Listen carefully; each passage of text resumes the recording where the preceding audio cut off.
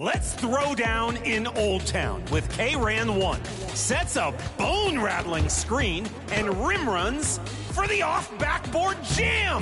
K screened, K ran, K slammed, and then K laughed. Having fun in the Old Town Park for sure. Pro hopping over to the wreck with Deuce. Sprints back on D to reject the Wemby build layup. Then paces through the paint for a putback punch. Running hard. The borough of Brooklyn is the location for the Bucks. An ice in his veins shooter, Damian Lillard, will bring his laser-like focus to lead his team to a win as they assemble themselves for basketball at Barclays Center. Bucks, Nets, tip-off coming up next.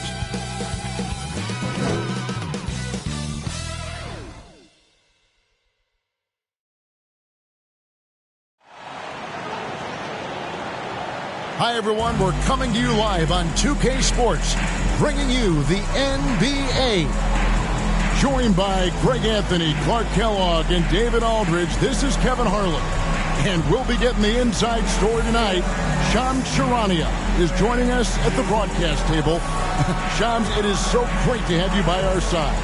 Kevin, thank you so much. It's great to be here. I always love to follow the game, talk about the game. It should be a lot of fun tonight. You'll give great insight. We can't wait to get going. Well, Shams, obviously the big three in Brooklyn did not work out. But on the bright side, what a return they got for Kevin Durant.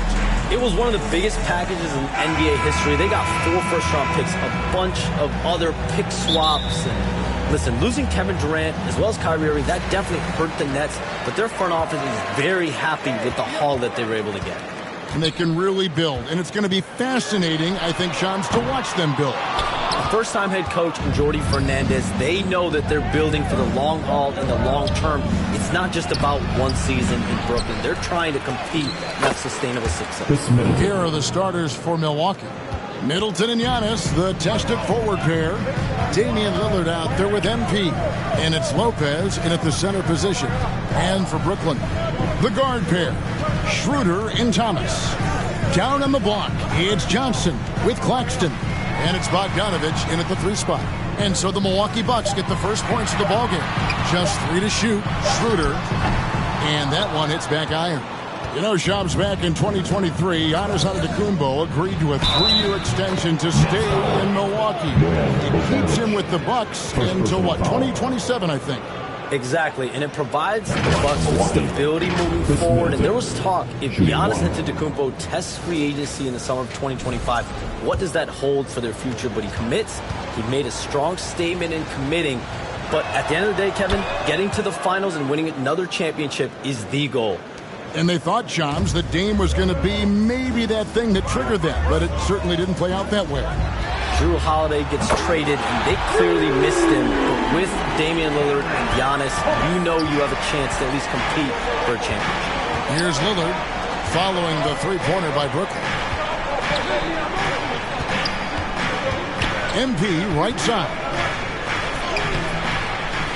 Second shot opportunity, and he lays it up and in. His hard work on the backboard really just has given them more opportunities to score. We have all these great foreign players. Maybe 3 of the top 5 players in the NBA are all foreign players, right? And so much was made of Anthony Edwards. Here's a 22-year-old American player who has maybe the charisma, the game, the everything you could package. It could be our next great player. Is there ever talk around the league about why are European players being so dominant? Where are the great young American players to compete against this great influx of international players? The grassroots programs, you have to look at what happens abroad and in the States. You have to give a lot of credit to the way that they develop players over in Europe. In any of those regions, they do a great job. And those players are hungry, they're driven, they're passionate. They're trying to get here to the States and play basketball at the highest level in the NBA.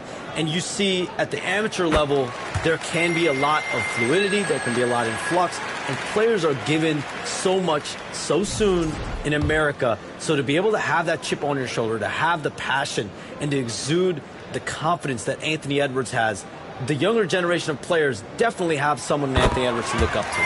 And Claxton drops them both. Well, we can all agree nothing better than the atmosphere of an NBA game. So, Shams, I know it's hard to pick one, but is there a best crowd, a best atmosphere in the NBA that you've come across that you really appreciate? The Warriors fans, I feel, even at their peak, they bring a different level of aura, of enthusiasm. Kevin, you've been to more arenas than I have in more celebrated times as well at different points. What's your favorite, what's your best NBA arena atmosphere? When that New York crowd is popping, that arena is second to none, man. It is sizzling. Like you, I love knowledgeable fans, right? They know the calls, they know the officials, they know the strategies, they know what a player can and cannot do. That, to me, is the best part about going in some of these arenas and feeling that the players, have made it to a point where the fans know exactly what they can and cannot do. Knowledgeable fans. I'll take your word for it, but that just means I have to get out to a Knicks game. The Bucks won their last contest, that game against the Bulls. And Shams, we know you are so connected and on top of so many great stories and players and friends in the NBA. I have to ask, what is your, like I'm talking to my teenage daughter, what is your screen time like? You've got to be in front of that computer and clearly in front of your phone every minute, or at least most every minute of every hour of every day. It's not as high as it needs to be, Kevin, I'll tell you that much. And thankfully, it's not always like that, but certainly at the biggest times of the year, free agency, draft, trade deadline, it is certainly up there, almost in the 19 to 20 range. Kevin, what's your screen time? I feel like you might have a high screen time. You want to be plugged in. I know it. I take 2 months off in the summer, but for those 10 months, it's 7 days a week, a lot like you. But I know how much happens in the offseason. That's my interest in sitting next to you here courtside tonight, is that you're watching this game, but your mind is always thinking about this and that, and it never ends. Like, you must not get much sleep. You cannot get much sleep, right? My goodness. We do get sleep, but your offseason is my season, Kevin, and I want to make sure as we get this season going, I'm able to inform. And you always do. You always do. Lets it go from 14. And good that time. One of the things you've got to admire and respect about him is his aggressiveness at the offensive end, always in attack mode. Right against Simmons. Outside, Bogdanovich over Prince. Bogdanovich, no luck. Milwaukee leading by 6. Pass to Trent. And it's Antetokounmpo picking up the assist. They should continue to get the ball inside. The defense struggling to contain them. And when you make 5 in a row in close like that, it also takes pressure off your perimeter guys, too. Now here's Simmons. Still scoreless. Bogdanovich, no luck. 30 seconds left to play in the first quarter. Passes it to Wright. And finished off by Wright. Yeah, they Thomas, he's checked in for Simmons. MP's checked in for the Bucks. So with Lillard on the bench, here's the 5 for Doc Rivers right now. Antetokounmpo is out there with Prince. Then it's Gary Trent. Then it's DeJuan Wright. And it's MP in at the 1. Trent finds MP. Trent with the wide open look. Milwaukee the rebound. It's deflected. And here we go. Brooklyn fast break. Finney-Smith. And another shot. Kicks it out to Schroeder. Fires the 3. And he's good on the 3-ball. Schroeder's got 5 points so far. Schroeder has worked to become a proficient shooter off the catch. You know, that was not a strength of his coming into the league. And Wright throws it down hard. Yeah, I mean, maybe could have tried for a more memorable dunk than that one. And we know he's capable of those memorable ones. Hey, they've got a nice, comfortable lead here, fellas. Might as well keep it simple.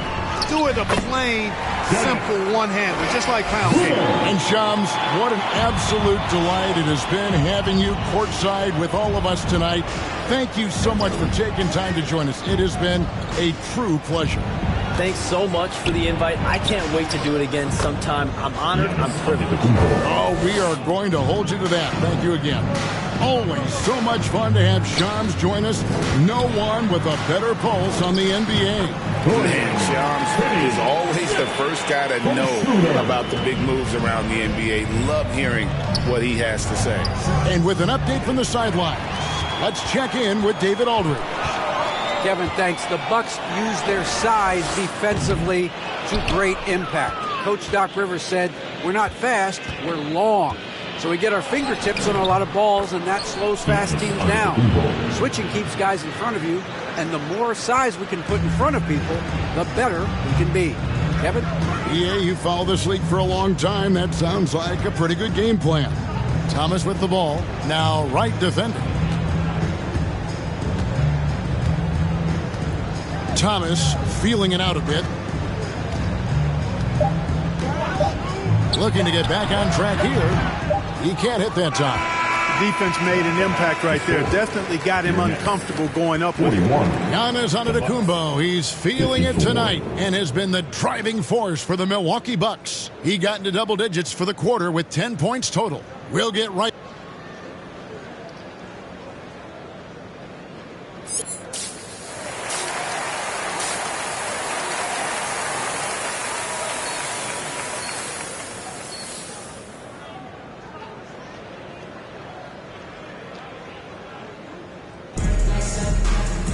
And with the second half upon us, we'll find out if this game becomes the route that it's threatening to be. You look at Antetokounmpo in this one. He's been everywhere. The way he was able to finish on the block was incredible there in that first half. Yeah, you know what? I think he's doing exactly what he has to do. Using his body, shaking off contact, and then finishing at the rim. Down on the block, it's Johnson with Claxton. The guard pair, Schroeder and Thomas. And it's Bogdanovich in at the small forward position. So that's the lineup for Brooklyn. Analytics or the eye test? The optics or the numbers in front, Greg? When you're judging the performance of a player, what kind of criteria do you use? Well, an MVP candidate recently said, my eye test tells me this guy's a terrible defender, but the analytics tell me he's a great defender. I'm confused, and I often feel the same way. MP against Thomas. In the corner, Middleton with it.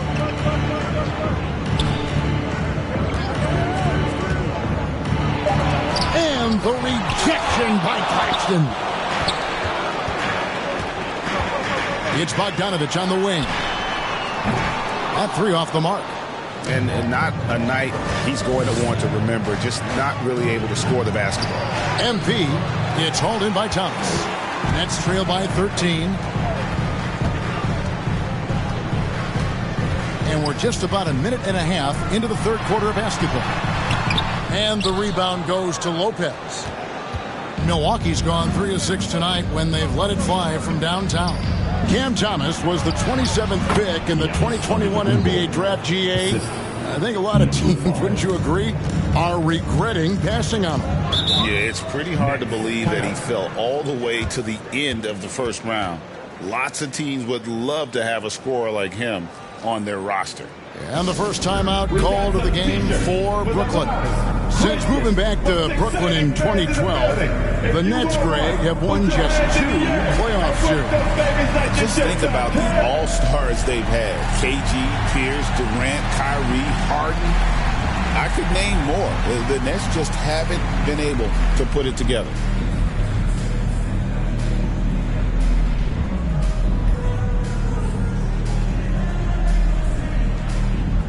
Brendan Watford's checked in for...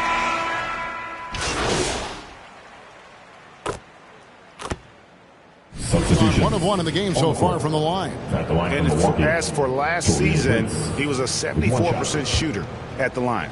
And because he struggled with his free throw shooting so much last season, I thought he was hesitant at times to be aggressive. Wasn't looking to draw contact and was trying to avoid getting to the foul line. Nets trail by 18 and stolen by MP. Outside, Antetokounmpo. Prince outside. Hey, come around, come around. Portis in the post. No good. And here at the end of the third quarter, it's a double-digit ball game. The Bucks on top. They lead by 18. Live from Brooklyn, New York.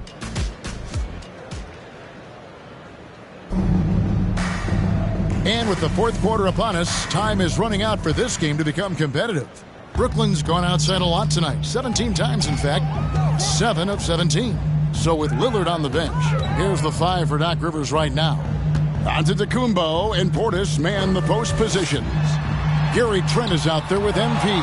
And it's Prince in at the 3 slot. The edge on the glass is the difference. It's allowed them to build this lead.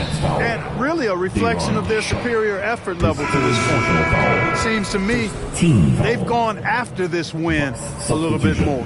Lillard's checked in for Taurean Prince. MP finds Giannis. Back to MP. Got that bucket in no time at all. And it's 6 points for MP. And it's Schroeder with the ball. He brings it up for the Brooklyn Nets. Clark, when you played, virtually every team had an enforcer. But that is a rare breed, it seems, in today's game. Yeah, that's a good observation by you, I think, Kevin. I mean, a lot of teams had more than one enforcer back in the early 80s when I was playing. There's less physicality in general in the NBA today.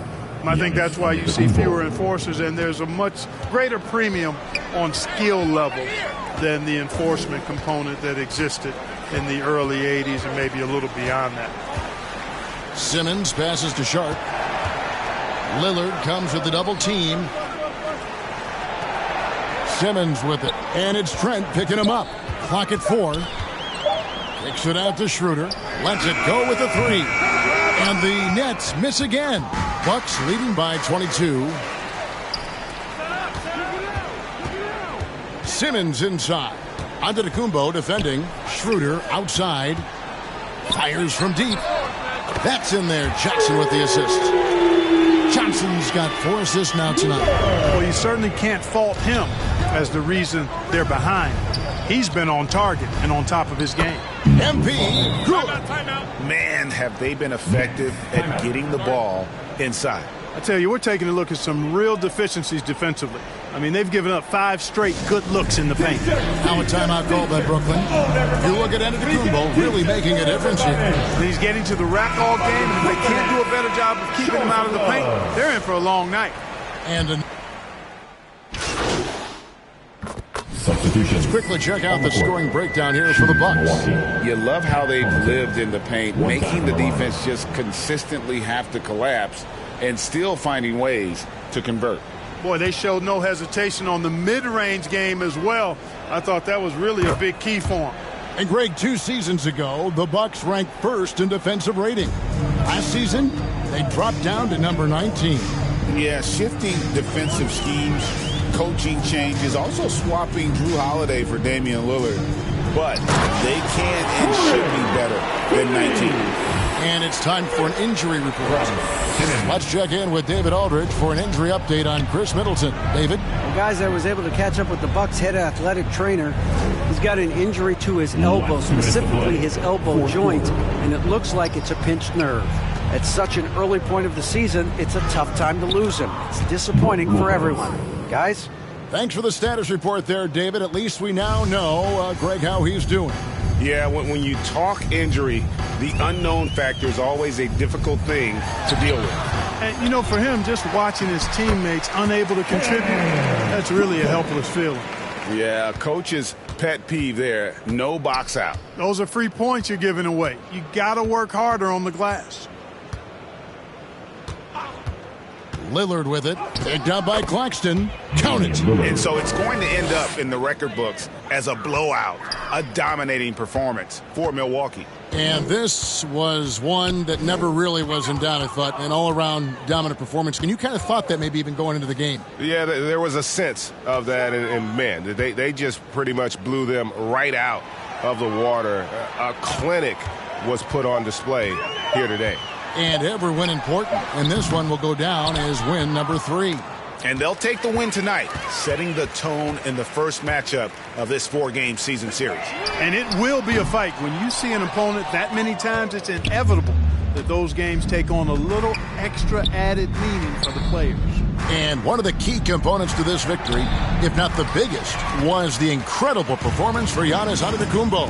He did all the dirty work that they needed, clearing out space underneath and securing rebounds. The shot by Watford, no good. Now 8 seconds separating the two clocks. The pass to Giannis.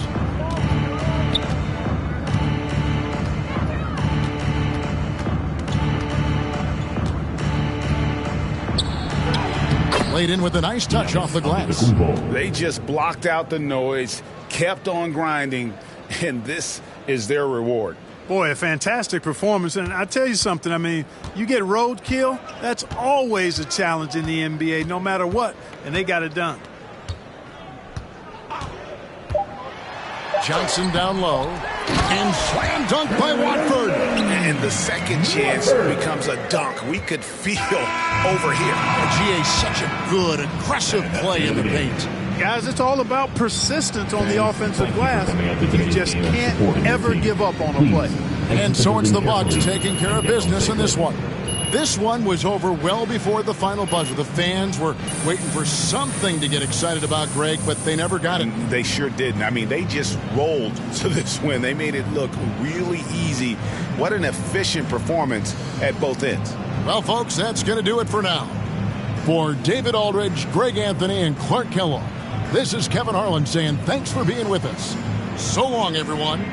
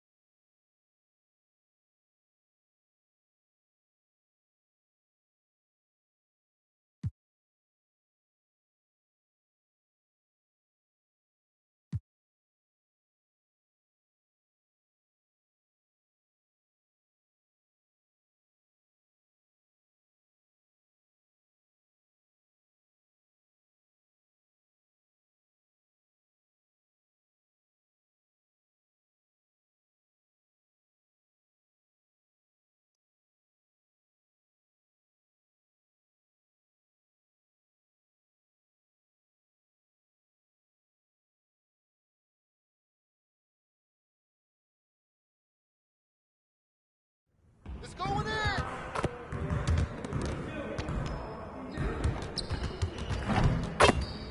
Hey, what you working with?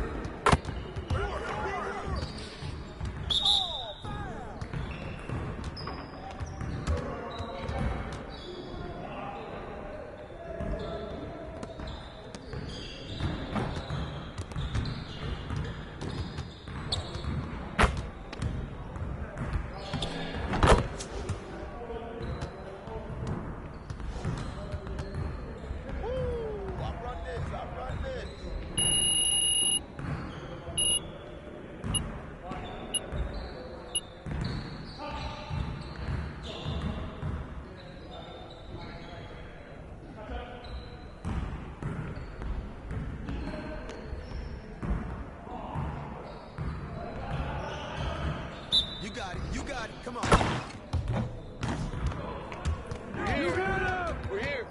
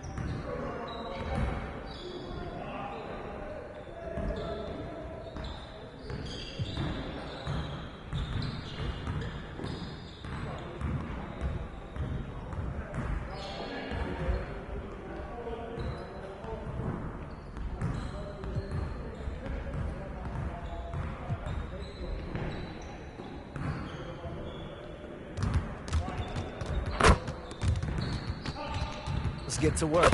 Here's what we're gonna do.